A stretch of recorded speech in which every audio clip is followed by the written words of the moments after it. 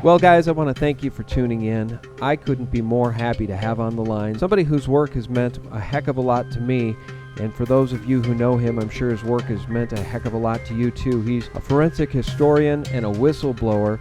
It's Richard Grove from tragedyandhope.com. Richard, thanks so much for joining us.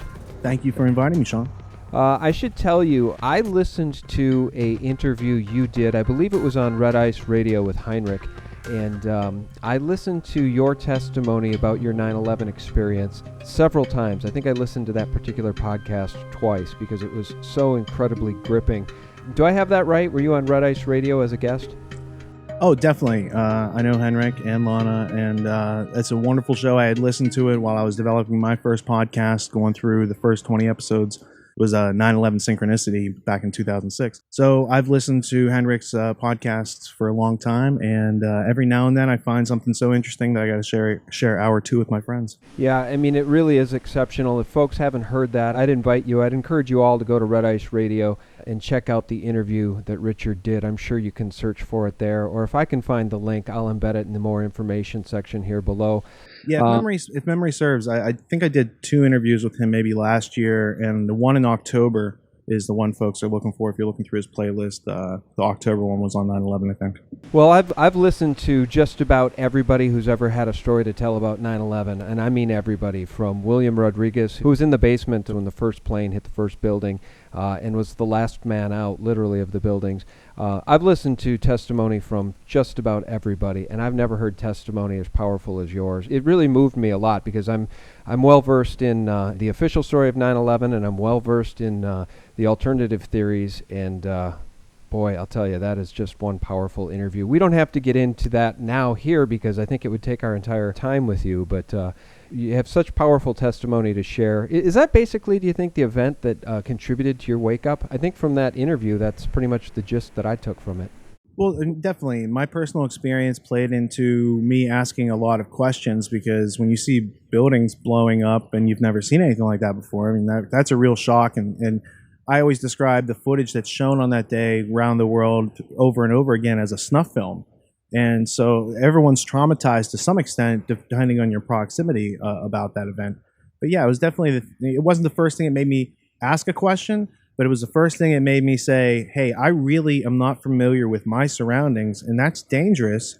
And I knew enough to at least start following those questions, finding substantial answers, and building upon that. And I'd say that plays into the research a huge part as far as why I did it. My personal experience as far as the research, that I don't think it plays a big role, other than because of where I was working, I was able to recognize certain facts. And then once I started following those facts, I think that's where it builds out to something that's relevant to everybody. Well, the other thing I want people to realize, too, is that I think you're one of the best-spoken intellectual folks in the alternative media that I've discovered.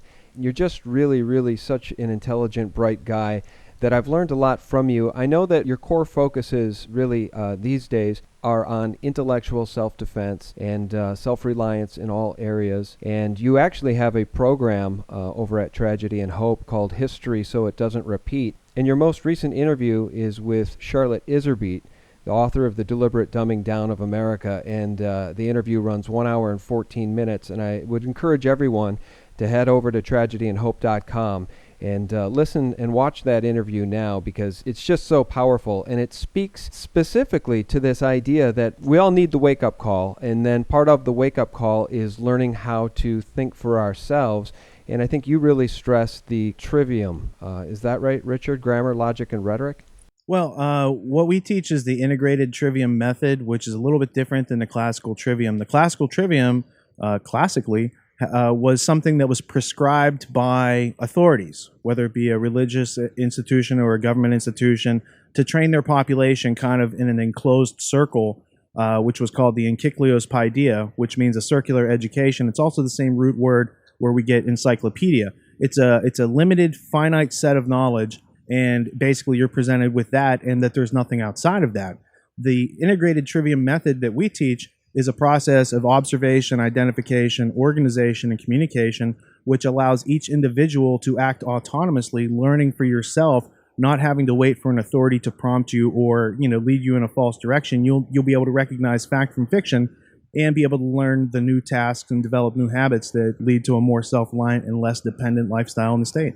Well, when I watched your recent documentary, State of Mind, The Psychology of Control, which was released in July of 2013, it really helped uncover a lot of the mysticism and the secret societies. It helped me understand better how the powers that be help lock down a society as effectively as the powers that be have locked down this society. And can you just talk a little bit about that film, about State of Mind, and help us understand how the individual can take back their own power and become autonomous again, and why it's so important for people to take those steps? Well, it's kind of funny. I can tie it back to the question you asked before, and I was also interviewed for a movie called Take Back Your Power, which has to do with smart meters, but it's about looking at your environment and questioning the use of technology in its various forms and how it's being used to enslave you. When you brought up Shoah Iserby, it made me think of, the reason I interviewed her for my series, History So It Doesn't Repeat, was because she had been interviewed for State of Mind. And I had already read her books, but, just getting a taste of what she had to say on some of these subjects, I wanted to have her for an extended interview. And the way that interview kicked off was I asked her why she does what she does. And she spoke uninterrupted for about an hour. And I think that most people have never heard her just freely sharing what she's about and why she's doing it and what's going on. But what you find through and through the interview, through State of Mind, through my interview with John Taylor Gatto called The Ultimate History Lesson, these are all reflections they're facets on the same gemstone that we find ourselves here pondering. We had this thing called America. We were all brought up through public school and a lot of mythology. And then you get out into the real world and you find out, hey, wait, that's not really the way the world works. We don't have these checks and balances. And the fact that people think we have checks and balances in the first place means that government must have some power that can get out of control and has to be kept in check. And I think that the public has been anesthetized to kind of be numb to that aspect. And we kind of grow up in this terrarium lifestyle these days where we're artificially supported in almost every way and disconnected from nature.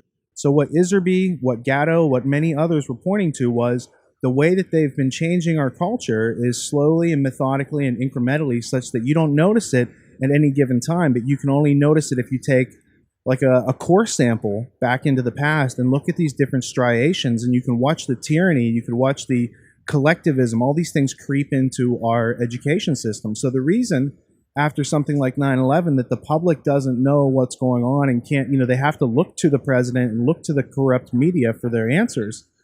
That's just a function of people having the liberty and freedom and self-reliance bred out of them systematically through the education system, as Gatto and Charlotte Iserby, their whole life's work is telling people about this and these details. So most of what I've done over the past 10 years, after becoming a whistleblower and retiring from the corporate world, is to first observe and identify what is the factual and actual nature of the world that I'm occupying and that I see all these things going on in. And then what are the contradictions? Oh, well, we're told that, we're being spied on to protect us from terrorists, when really, provably, the audit trails lead back to terrorists that are funding both sides and considering themselves the investigators of crimes that they've committed. Well, that's absolutely right. And as has been noted before by George Carlin, the system doesn't want independent thinkers and critical thinkers. The system wants obedient workers. When we talk about the dumbing down of the education system, when we talk about the powers that be manipulating society for their own benefit, do you come back to the same cartel that so many of us do in our camp, Rockefeller, Rothschild, and the active destruction of the education system being really, I think, funded by the Rockefellers specifically? When I take a look at reality through the lens of critical thinking, and I look at vaccines, I see in many ways population control. And when I look at paper money and paper precious metals, I see the opposite of real wealth. And, whereas these powers would argue that increased security equals increased freedom, you and I both know that the opposite is true. Common Core in the education system, 2 + 2 = 5. I mean, everything that we're talking about is self-evident and obvious to us because of our ability to, I guess, use the trivium and use critical thinking. Whereas for the quote-unquote sheeple, they're still blind to it. So, two-part question, really. Are you surprised that people are still as blind as they are in this nation, despite all of our recent tumultuous history, which has woken so many of us up? And do you track many of these issues back to the Rockefeller-Rothschild cartel? I got a two-part answer. The first part is no. Learned helplessness is what's going on there. The second part is yes. I can trace it back to that same international globalist cartel of people with no ethics and morals, and they act in an evil way by taking away and plundering and doing worse things than we can even imagine, because they're not reported through the Rockefeller and Morgan news agencies. So I would take your two-part question with my two-part answer and add on these next three layers to that second part.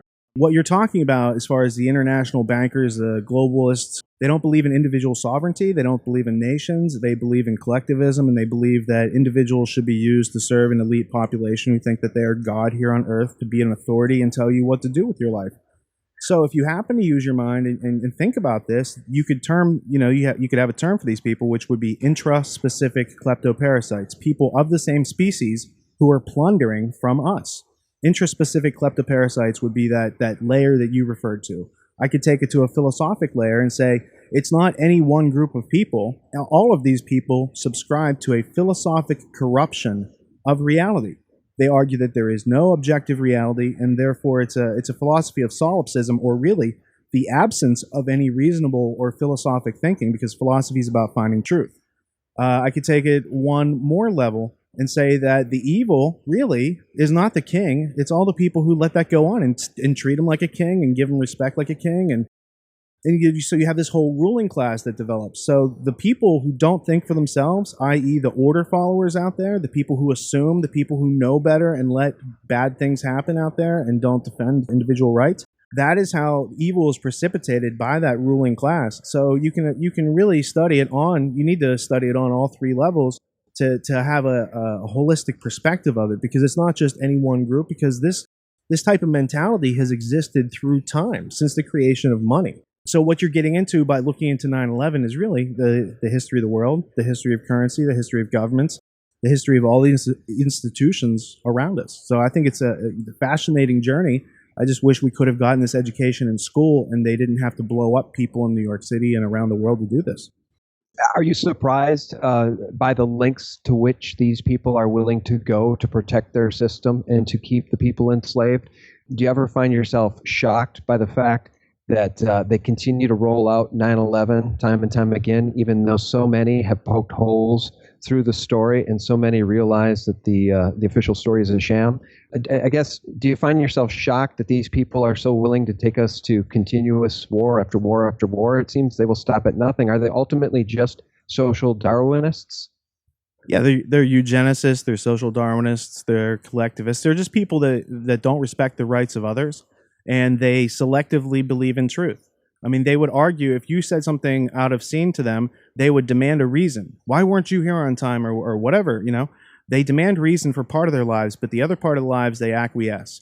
And so I'm shocked every day. I'm shocked and horrified every day by the news that comes out, and it's not even a slippery slope and a tyranny. It's like a free fall into the black hole. It's like everything that this country fought against in 1776 in the revolution, we have completely been colonialized. And the fact that, we consider, having firearms something to do with sporting, well, that's the elite British ruling class that didn't allow other people to have firearms or hunt or sustain themselves, because it's the king's land and you got to pay taxes. That's everything we try to get away from, right? And so now we have this whole mentality in America where it's just overprotection of everything, instead of just thinking about self-reliance and what do you need? Hey, it's a wild world. There are predators out there. We need to act as if we still live in a place that's kind of uncivilized, because as long as you can walk out the door and not everybody knows the difference between right and wrong and what a right is, and the fact that you define a right and it's negative, you have the right to do anything that does not take away from somebody else's individual rights. And if we all played in that game, we wouldn't need 40,000 new laws being introduced and all this other stuff and elected representatives. But we don't want to teach people actual fact from fiction, right and wrong, these simple things that are part of natural law. And we want to make everything complicated, because everything that we've been growing up with and living in as far as American culture is part of a very sophisticated control system that employs a lot of people who think that money is some sort of metric of wealth, when really money is a counterfeit. It hides the true power, which is reason, and the true value, which is understanding, and the true currency, which is knowledge. And so as long as we don't see that wisdom is wealth, and passing on wisdom to our future generations is a form of wealth domestication. It's taking power, which is reason, and spreading it to other people. It's in an infinite supply, and it's not based on scarcity. And we can improve all of our situations by learning to think this way and stop taking the bait and following the bait trail into the traps. And I want to let everybody know that you have said that the powers that be need to dehumanize people around the world in order to get the American people to support what otherwise would be considered or recognized as atrocities. That's not what you said verbatim, but that's the gist of something you said that stuck with me. And I was watching CNN the other day when I was at the club on the treadmill, Richard, and I always like to keep an eye on what the enemy is up to, so that's about the only time I ever watched CNN. And they were reporting that the Pentagon has just released a new 36-page manifesto from what they call the 9/11 mastermind, Khalid Sheikh Mohammed, who, as you probably know, was waterboarded 183 times before he would admit to any involvement in 9/11. And the next thing you know, he confessed to being the 9/11 mastermind.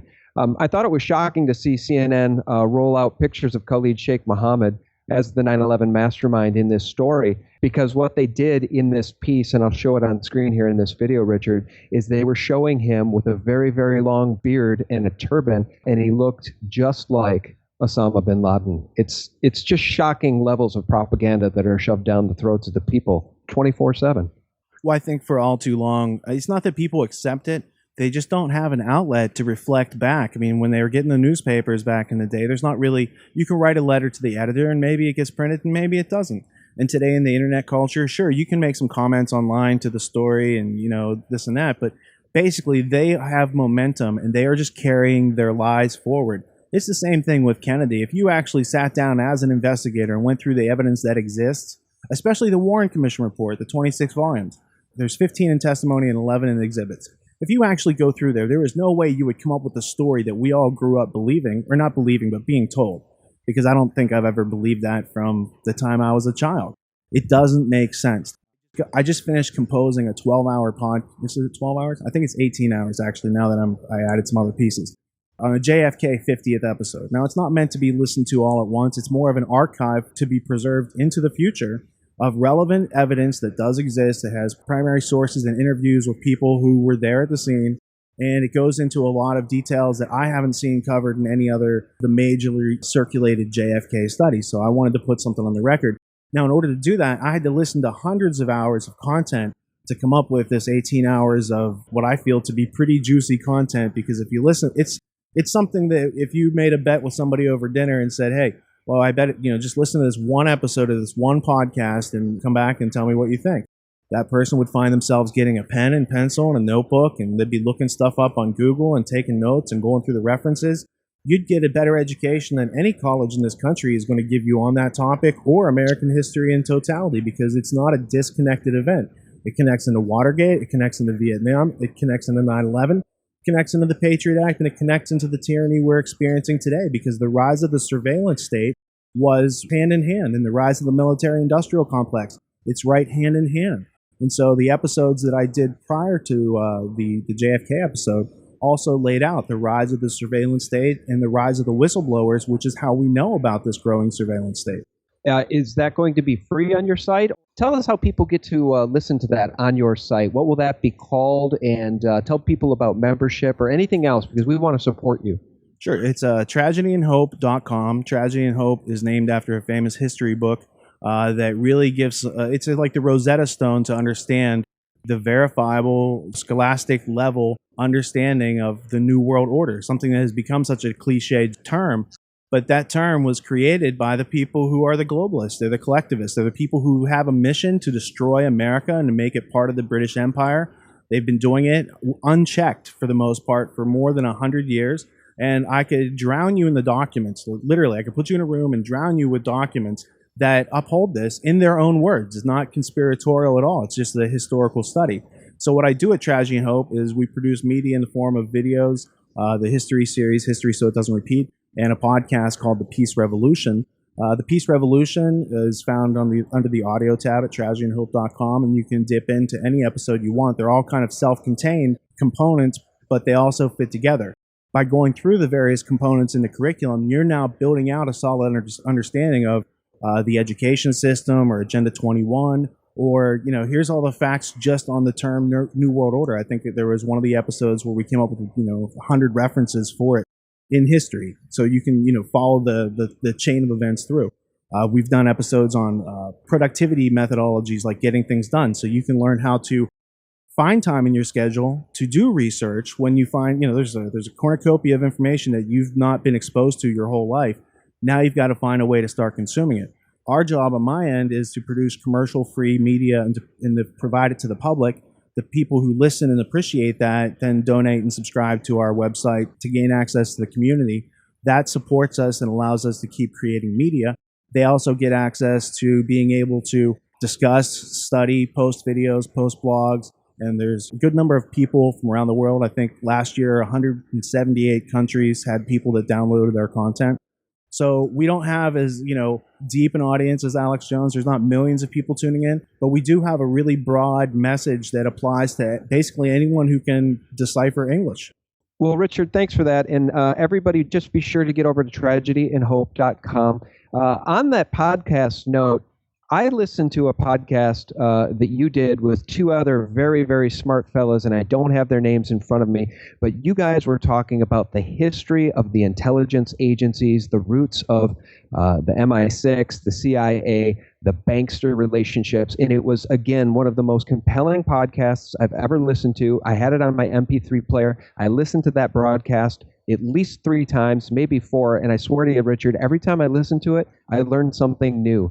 Do you have any recollection of who those two folks were or what the name of that podcast would have been? I would think that was a History So It Doesn't Repeat episode. It was likely titled The History of the United States Intelligence Community and Why It Spies on Americans, or everyone, now that we know. They spy on everyone. It was Jan Irvin and Kevin Cole, and if you watch the video of that, it's fantastic because I use this modeling tool for information called the brain, where I can take all the information that Kevin and Jan are talking about and show you in a contextual reference how it fits in with other people in the puzzle. And so it's a really fascinating piece of software that I use in a lot of my presentations, that I sell the model on our website. So if you want to get started using the same model that I'm using in the videos, or you can start from scratch, the software is a free download. But really, if you watch that episode, you'll be able to watch that episode 10 or 20 times and still learn every time, because especially if you're taking notes and starting to add information into your own brain model, it's really going to catalyze your learning potential and your interest and your comprehension and your ability to repeat the information. I credit a lot of my ability to recall information from putting it in the model and connecting it, because you're actually building synapses in your brain while you're doing that. So it's exercise for your mind. Well, I'll check it out because, again, I've listened to it. I haven't watched it, and I'm sure I'd learn even more watching it. It's phenomenal information and research, and it helps dot I's and cross T's over history, over a time span of decades, and it was just... and the other thing that I should mention about the videos is, you'll watch the video and you'll see the pages clicking through in the brain model, bringing up the different information. What's important to know is on tragedyandhope.com, in the top menu bar, it says the brain, and you can download the model, you can look at the model, you can click through it and stop the video and actually, catalyze your learning experience. So, in that 2-hour interview that I conducted, you might be able to listen to that for a week, going through that, pausing it every couple minutes and picking up what you don't know, because then you'll have the same level of understanding as the people who are actually doing the interview. And then what's the difference? You can actually go out and start teaching people about this too, because it is a brilliant tapestry of American history that is totally verifiable. And I'm surrounded by at least 1,000 books here in this house that demonstrate this in the first person, in their own words. And it's just a matter of reading. And I think that reading makes a country great. And if you go back to 9/11 and look at Bush sitting there for 8 minutes while he should have been whisked away by the Secret Service, right behind his head, there's a little prop. And it says, reading makes a country great. So if anything, 9/11 has catalyzed my interest in learning and reading and communicating with my friends and family. And I don't want to say that I've drawn benefits from that event. There's some people in the world who have really drawn benefits and gotten promotions and stuff. It's a horrific event. But if there's anything that those people want us to do coming out of it, it's not get more military contracts and invade these countries and do all this crazy stuff in America's name. It would be to get back to the roots of what America should be right now, which is a land of freedom and opportunity built on integrity and reason and rationality and facts, and think that we are all leaning in that direction. And at some point, there's going to be a tipping point. Let's talk about the NSA. When we talk about the history of surveillance, the NSA is maybe a new term in the past few years to some people. We had all heard of the CIA, and not as many people perhaps were familiar with the NSA. And noteworthy is the fact that Keith Alexander, the head of the NSA, did a YouTube video, a video that was released by the Department of Defense on YouTube in late 2013, and it was the most disliked, by a total thumbs down, the most disliked video of any video released in 2013. Where do you stand on Edward Snowden, what the NSA is doing, and the fact that the NSA is trying to spin this all in the name of national security? Well, the NSA, I mean, they're going to do what they do. It's up to people just not putting up with it, not believing it, not being quiet about it. I mean, when you hear it on TV and you're in a public place, say something about it. Don't let people just take that as, oh, well, no one's contesting it, so it must be true. As far as Snowden, the best interview that I've heard, listen to any of John Rappaport's interviews, either with Henrik on Red Ice or any number of other outlets. I did one with him, but I didn't talk about Snowden with him. He has a really good perspective on Snowden because there's a lot that is not presented through the public story, through the public broadcasting of that, through the mainstream media, and the fact that he got so much coverage is very questionable. Not just from a whistleblower like myself, but other whistleblowers like Thomas Drake and Bill Binney and other whistleblowers who I think it was Peace Revolution episode 77 or 78, where I did the rise of the whistleblowers and detailed numerous whistleblowers coming out since the 1970s telling us about the NSA. And then all of a sudden Snowden gets, he doesn't want to live in a country like Russia, but then he moves off to Russia. So, there's just a lot of questions when you get into who he is and who he's worked for. And I'm not taking the same. I've never heard anyone in the mainstream media question it in this angle because the questions that they throw are always red herrings. But the fact that there's a lot of conveniences there because the NSA's perspective is they just told you all this stuff. And nobody's behavior changed. Nobody really changed their habits. And they know they got most of America in the news. Not your audience, not my audience, but a lot of other people who spend a lot of time watching Bill O'Reilly and, those other Glenn Beck and those guys. Those audiences are in trouble. Those audiences are in trouble. And you know what? Those audiences include our families because I know people in my family who watch those channels and don't tune into our work. So it's just about learning to build these bridges of communication. And you have to start with empathy. What makes us friends and family? What makes us all human beings? We all have these innate connections that the media wants to divide and conquer us by. They want us to think that everything's racist. No, it's not racist. It has nothing to do with race. We're all human beings. We all need water. We all get dehydrated. We all need food. We all need shelter. We all need some amount of security in our lives, in order to live in any type of society. And that's why we live around other people, because it's a lot easier to get things done when we have other people. But when you get into elected representatives, when you get into presidents or kings or any of that sort of stuff, then everything goes haywire. And I think as long as we keep it on a local level and start, building the connections around us, then we can just saturate every place with a local level and get rid of these illusions of, government and authority, and that people have a divine right to be a king and colonize other places, and that some people are slaves in this state, but you're not a slave over here. And over here you own your body and you can do whatever you want, but over here you go to jail for it. And over here you can own this firearm, but over here you go to jail for it. And it's just a lot of ludicrous nonsense that comes from us all. Most people philosophize from midstream. They've found themselves at a certain point in life and they're like, this philosophy clicks, but does it connect back to reality? And are there contradictions between reality and where you think things are?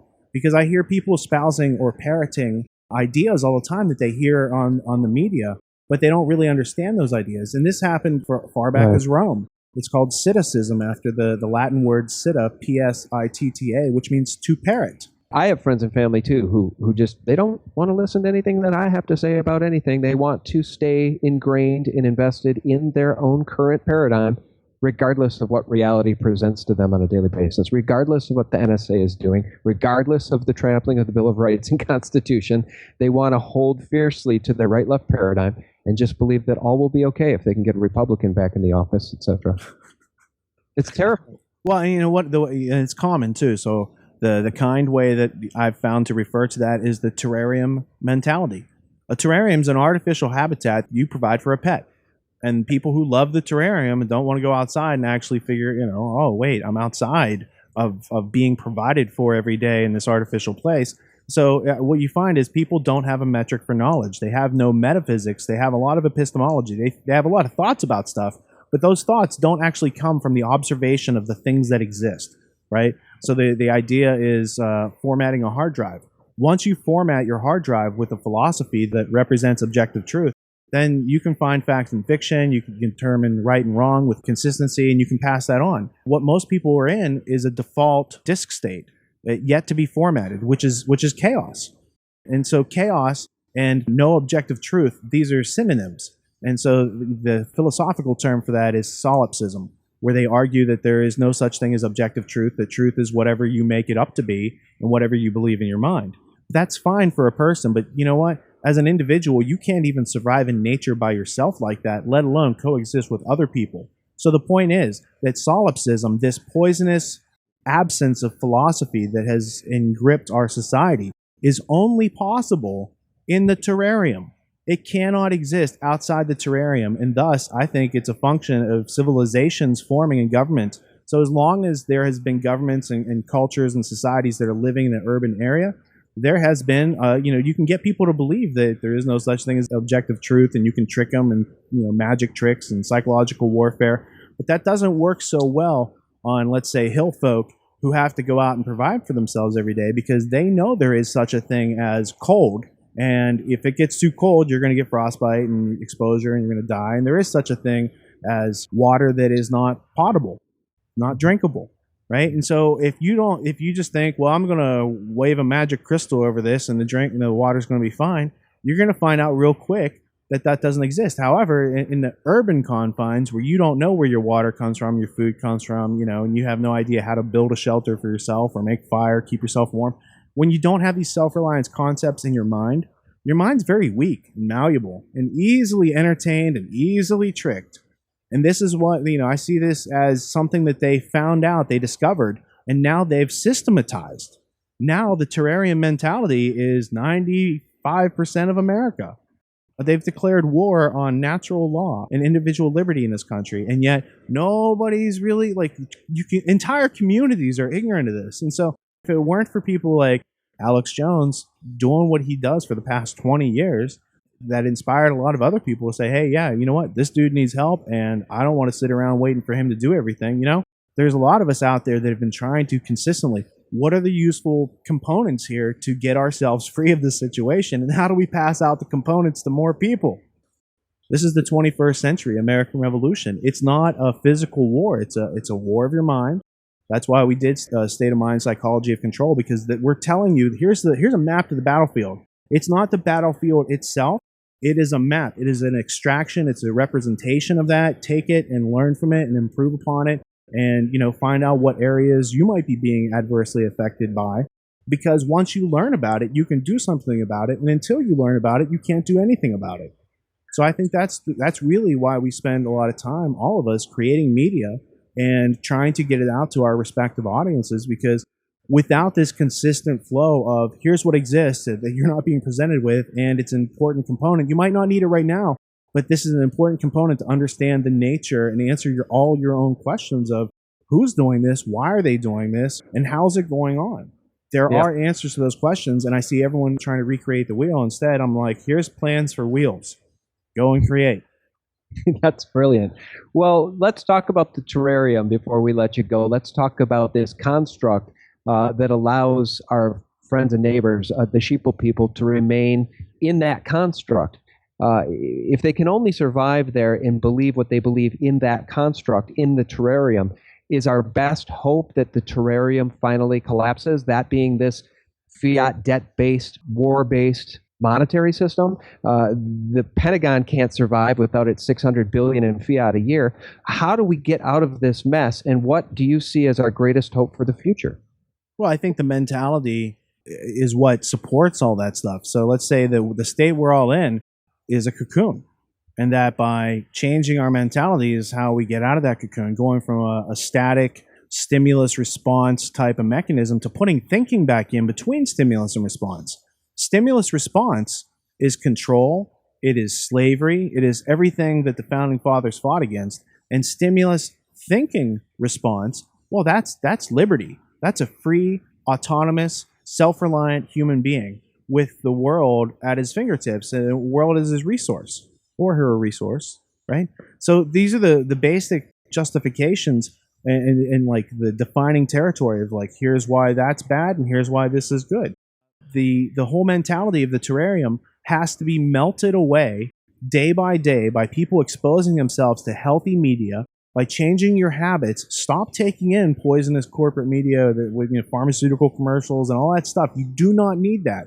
You need to do something with your time. You need to change your habits. And we produce great products that we give out to people for free. I mean, there's hundreds of hours of productions that we've done that touch all these different areas of research that people have been looking into for the past 10 years on the internet.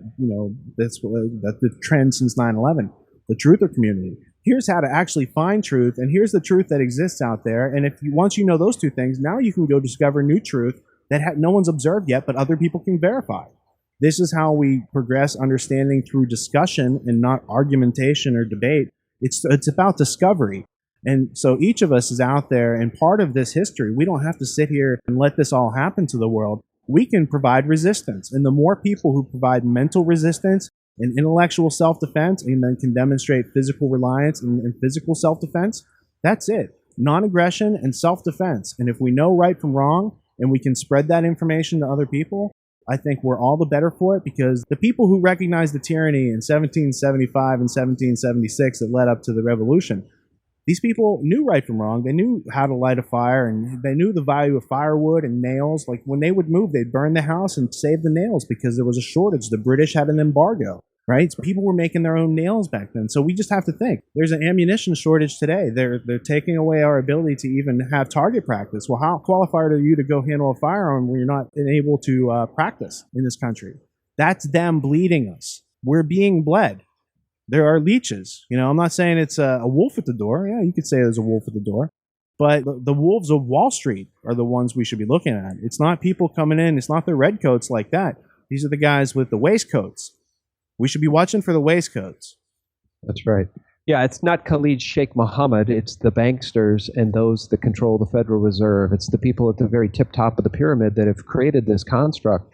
Last question. Do you see us getting near a tipping point? And when I say that, I often cite bovine growth hormone in the milk, Monsanto's BGH. When enough people decided to figure out what it was, and they decided they didn't want it in their diets anymore, nobody bought the stuff, and it soon exited the milk supply almost overnight. Do you see us nearing a tipping point for liberty? Because I see lots of examples of it. CNN's viewership is at a multi-year, if not all-time low. The inception of the creation of the Tea Party. Are you seeing us nearing a tipping point that's meaningful in any way? I think I see tipping points every day, and these are small tipping points, of course, but they're all happening all over the place. And at a certain time, those tipping points all start to add up across the nation.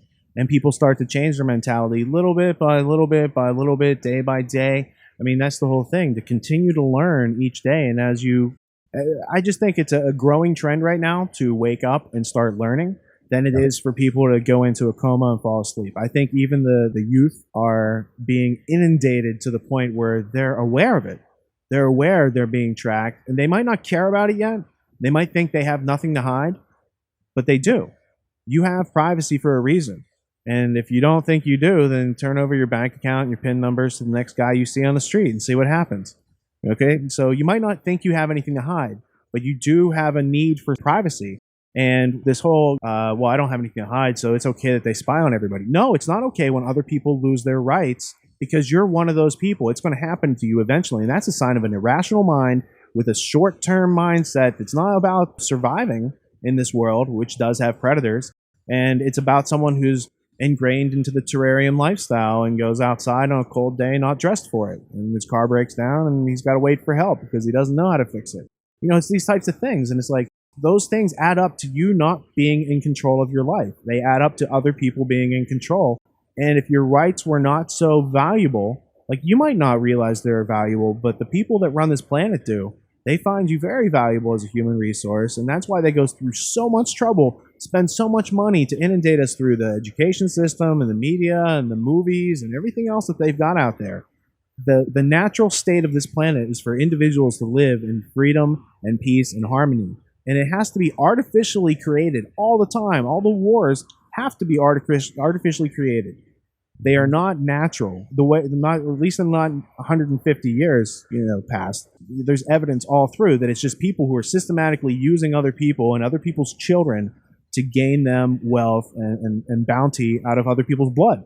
And it's a system that has gone on unchecked because people tolerate having a king or queen and think that, oh, it's all good. They're born special and they got all this stuff.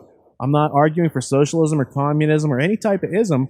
I argue for autonomy, and I argue using reason. And on that ground, there's not a person out there who can rationally argue for slavery. There's not. You're right. You've left me speechless, but I was going to say, in addition to those tipping point signs is the fact that the people in the terrarium, even those who aren't fully awake, know that things are messed up enough that they, pretty much collectively in this country stood up against the drums of war beating for more war, this time in Syria. And that to me was extremely buoying because it's the first time in my lifetime I've seen the American people collectively stand up and say, hell no, we're done with these illegal wars of conquest. Well, the wars, at least in the past 100 years, looking at World War I, World War II, Vietnam, and the past war, whatever you want to call it, for the past 13 years, these wars were designed by the people who profit from the wars. You can go back to Smedley Butler's War is a Racket, 1934, where he blew the whistle on the business plot, which was a plot to overthrow FDR. And you can, he cited Standard Oil and all these big oil and, whatever. And Bush was involved in that, yep. Yeah, so, and then you can come up to today. I mean, it's still the military contractors and the people who make all those parts for the bombs and the planes and the helicopter, all that stuff. Those places got to keep showing a profit. They got stockholders, they got Wall Street, blah, blah, blah. So it's an excuse to frame up some people on the other side of the world that has some oil.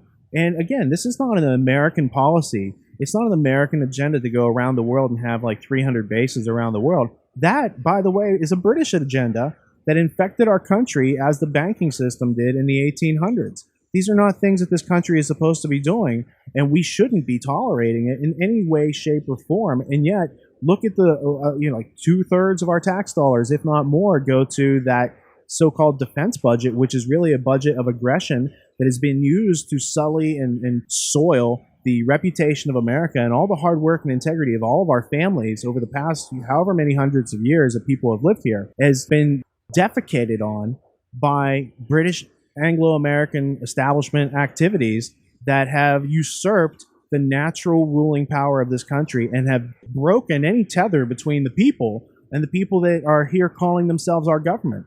No, you're That's a historical perspective. That's not my opinion. I could flesh that all out in their own words. No, I know you could. And, the words of the mother to the Rothschild sons, I think the 5 boys said, if my sons did not want wars, there would be none.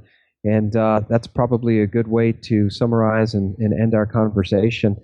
We've been speaking with Richard Grove, who can match me wit to wit times 2. Richard, I was nervous coming into the interview because I wish I had been more prepared. I really hold you in extremely high esteem, and I want to thank you so much for your time. Sean, I want to thank you for doing what you do, for diligently and consistently purifying this information and filtering it and getting it out to the public and providing people with some healthy information, because the creek people are drinking from is polluted in the mainstream media. So it does take a lot of effort. I know the type of effort it takes to put together a show and to get it out on a consistent basis. And so I want to commend you and say there's no need to be nervous, dude. We're just all out here trying to bushwhack our way to freedom. And it takes a lot of falling down and getting up. And that's the whole thing. Is like once you're willing to fall down and get up, it's like there's nothing you can't do. And so when you mix things like freedom and liberty and hard work and family, I think we all have the support we need to go forward and continue growing healthy and to regain the immune system of this country. You couldn't have said it better, and I really do try to support the work of others. Anybody that wants to write an article that's well written and researched always has a place to post it if it comes from a place of truth, truthful news. can post it on my site. And I always like to say we're all in this mess together. We're all learning. Some of us know more than others. Some of us know less, but ultimately we're all in this mess together. And any of us that have woken up certainly deserve to hold the hand and help others along who are in the process of waking up. And Richard, you're definitely one of those people. You've inspired me. And again, I just really thank you for your time. I invite everybody to check out tragedyandhope.com. Support Richard. Is there a membership that the people can take part in? Sure. I mean, the most important thing to know is that the history series that we do and the Peace Revolution, those are available to everyone for free. So, have at it. Share with your family and friends. For people who want to get into the community, there's a basic access, which I think is $5 a month, and there's an advanced access, which I think is like $15 a month. The advanced access is what really helps us out because it's expensive trying to do any of this sort of stuff and compete with a corporate production value. But I think we churn out some pretty good media for the little drops of input that we get as far as financing from individuals. And we don't have any advertisers or sponsors or anything like that. So everything we do is funded by an individual person just like you. And that's how we're able to grow and continue sharing a wider and more comprehensive palette with the ever-growing audience. Well, Richard, again, thank you so very, very much. And you guys, I want to thank each and every one of you for listening and sharing this information with others. Thank you for supporting Richard and checking out tragedyandhope.com, and share that link with your family and friends, because I'll tell you what, there's more material there than a person can digest in a year. So get over there, check it out, learn, and know thyself, because that's the only way we're going to take this thing back, is for us to each take our own personal autonomy back, stand up to these robber barons, and take back our Constitution, Bill of Rights, and our nation. Richard Grove, thank you, sir. Thank you, Sean.